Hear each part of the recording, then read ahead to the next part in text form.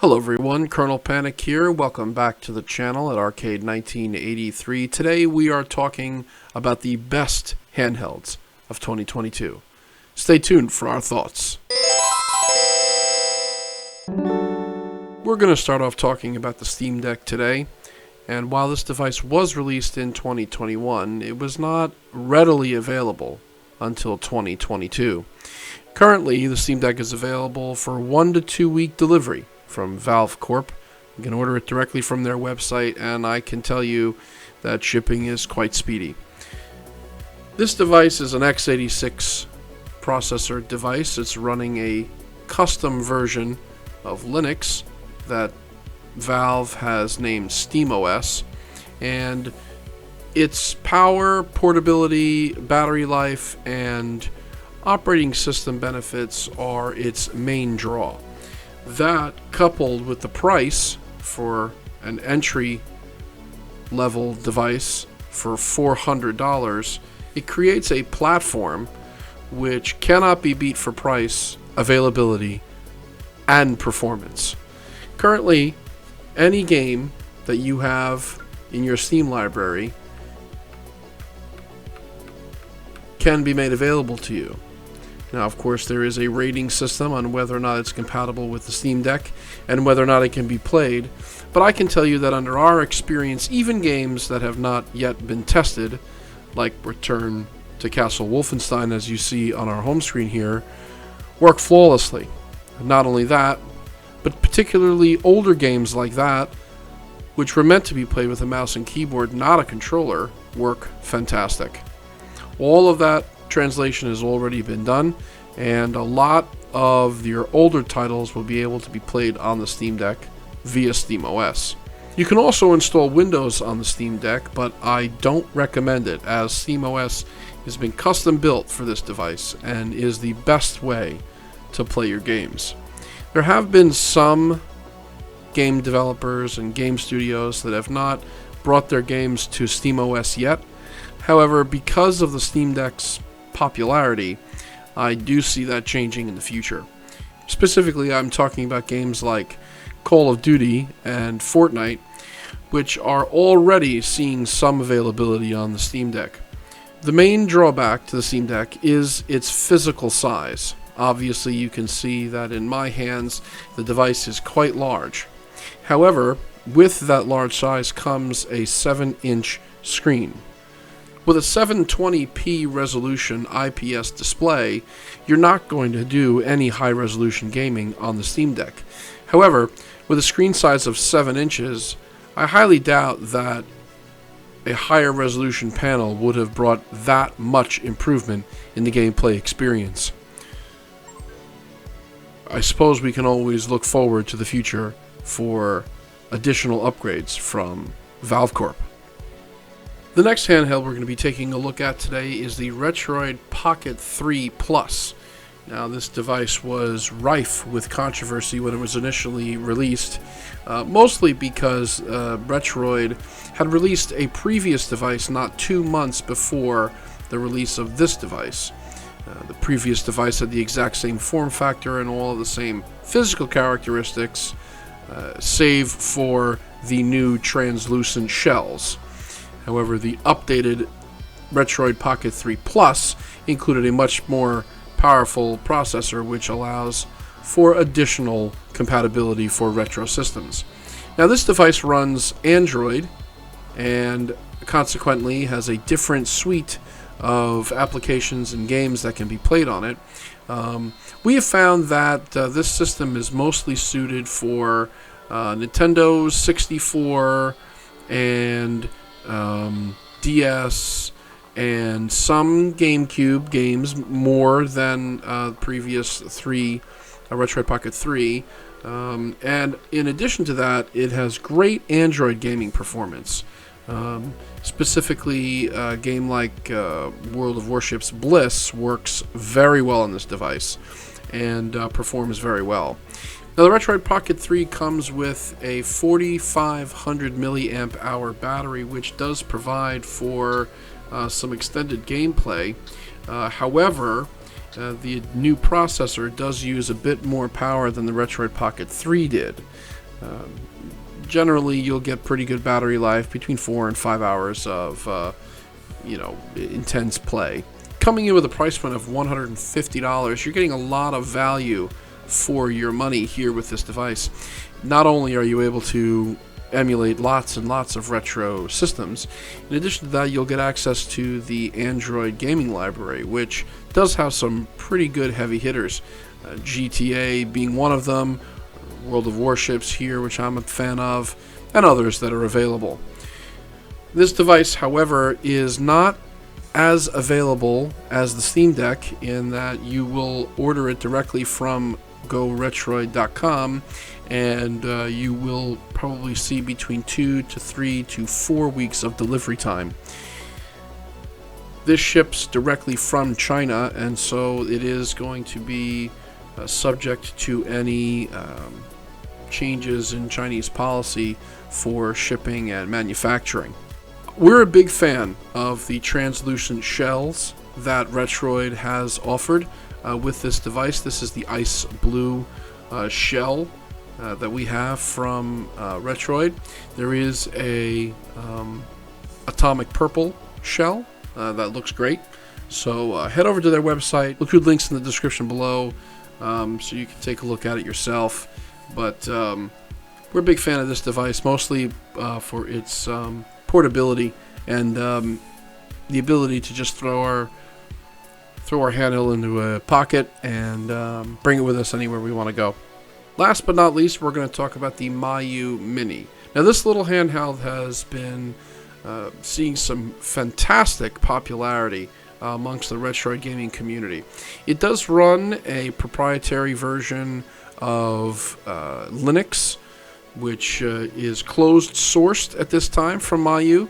However, there have been some custom firmware partial hacks to the device in order to provide us with a little bit of an improved UI. Here I'm running Onion OS. Now, this device is the king of portability as its form factor is quite small. However, it does have enough horsepower to emulate everything all the way up to PlayStation 1. So lots of horsepower in this little device. Its tiny little package affords it the ability to be extremely portable, be thrown into any pocket, thrown into any bag at any time, and it has some fantastic screen quality. I don't know if you can pick it up on the camera here, but this little screen is a fantastic resolution for its size, and really can't be beat in that area. One of the things that we really like about this device is the form factor itself. It basically looks like a miniaturized Game Boy, and in addition to that, it even has an analog scroll wheel for volume adjustment. And I don't know if you've ever watched any of our other videos, you know that that is a huge benefit for us. We love to see those analog volume wheels. Going all the way around the device, I want to take note to the back of the device for the shoulder buttons. We are not a big fan of the shoulder button layout. It's very difficult sometimes to know which button you're pressing, and even just the way that the handheld kind of has to sit in your hand is really more of like a claw motion with your hand in order to get to those buttons and activate them appropriately. So if you're interested in this device, just be aware that it is a small form factor, and you're going to have to kind of get used to playing those games in such a tiny little form factor. A lot of people have started to support this device with additional accessories and some additional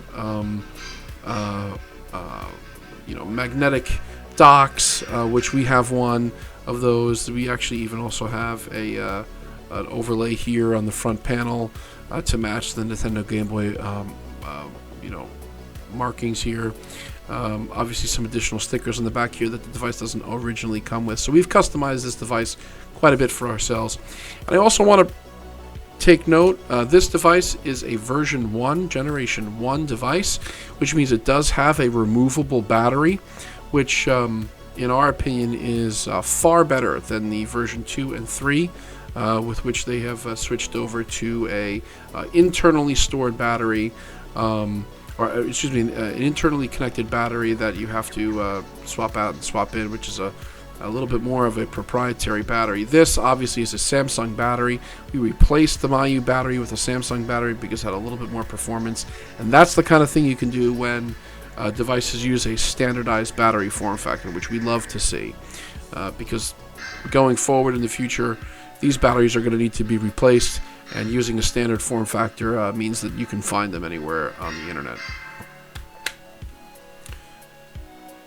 If you're interested in buying a Miyoo Mini, that is where this device is going to be at its greatest detriment, as the Miyoo Minis have become very, very scarce to find, and lots of people are scalping the prices for this device. Typically from Miyoo Mini, it can come in anywhere from $48 to $65. However, you'll see these devices for sale for $100, $150 regularly on eBay and even on Amazon.com. So if you're looking to get a Miyoo Mini and pick one up, and you're willing to pay those exorbitant prices, you can certainly find one on eBay. However, Miyoo is selling exclusively through their AliExpress store, and their availability usually pops up once a week, and they sell out quickly. So we'll include a link to the Miyoo Mini store on AliExpress in the description. So if you're interested in picking up one of these devices, usually they get announced on Tuesdays. Keep your eyes open and see if you can pick one up. Again, this is a product that will ship directly from China, so the shipping is going to take a little while, and that availability is not always going to be very good on those weekly Tuesday updates. So fantastic device. We love what Miyoo's done here. We hope they continue to innovate with this kind of form factor, and we hope they make some progress on their availability, as I know a lot of people like to get this device into their hands.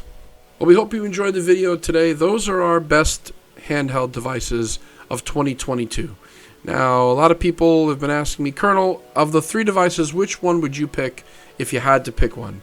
And there are a lot of factors that go into that decision, and there's a lot of different things that can kind of pull you one way or the other on all 3 of these devices.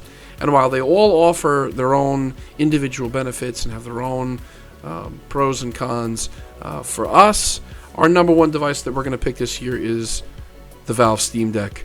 And specifically because its game compatibility is just way far ahead of the other 2 devices that are in this list. And the portability factor for us is not that much of a concern for our day-to-day activities, and we can always find room for it in a backpack or in a shoulder bag or whatever.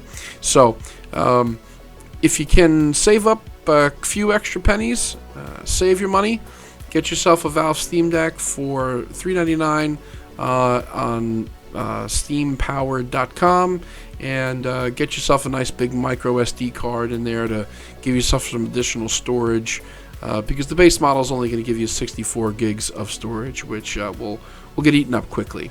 The other 2 devices are a great value. They're fantastic for what they do, and we certainly are going to keep these around with us, because they really do hit a certain class of device with the best foot forward. I hope you enjoyed the video today, and if you have any questions, feel free to comment below, and we'll put a link in the description for all of these devices if you want to pick them up. We are working on producing cases for the Retroid Pocket 3 and the Miyoo Mini. You can purchase those cases on our Etsy store. We'll include a link for that in the description below as well. There's all different kinds and all different form factors in case you like a particular type of case for your device instead of another. We'd love to know what your favorite device of 2022 is, so feel free to comment below, and we'll probably read every one of your comments and reply back if we can. See you on the next one.